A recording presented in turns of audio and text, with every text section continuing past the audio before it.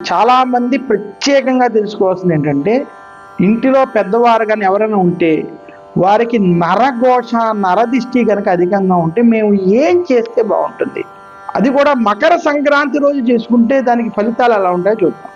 ఏ వ్యక్తికైనా తనకి దిష్టి అధికంగా ఉంది, శత్రుపీడ అధికంగా ఉందంటే వారి ఇంటిలో పెద్దలు కావచ్చు, వివాహం అయితే భార్య కావచ్చు, ఎవరూ లేకపోతే చాకలి వంటి వారు, ఇంటిలో పనిచేసేటువంటి వారు ద్వారా రాళ్ల ఉప్పు, కళ్ళు ఉప్పు అంటారు, వాటిని 2 నిమ్మకాయలని అలాగే ఎండు మిరపకాయలని కొన్ని తీసుకుని ఈ మూడిటి ద్వారా స్నానానికి వెళ్ళడానికి పూర్వం దిష్టి తీయించుకోవడం అతి ఉత్తమం.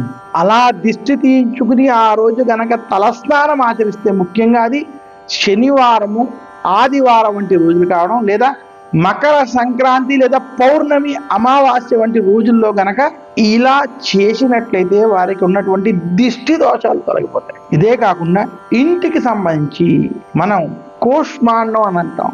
అంటే మనకున్నటువంటి అనేక వస్తువులు, వాటిల్లో కూష్మాండం చాలా ప్రత్యేకమైనది. దాన్ని గుమ్మడికాయ అంటాం. గుమ్మడికాయని ఇంటికి కానీ మీ యొక్క వ్యాపార సంస్థలో కానీ ఆ యొక్క గుమ్మడికాయని వేలాడడం, ముఖ్యంగా ఉత్తరం, తూర్పు, ఈశాన్య భాగంలో ఆ గుమ్మడికాయకి గణపతి వద్ద పెట్టి పసుపు కుంకుమ పెట్టి ఆ ఇంటికి చూపించి ఆ ఇంటికి కట్టడం చేత దిష్టి దోషాలు ఈ సమయంలో, సంక్రాంతి సమయంలో చేస్తే తొలగిపోతాయి.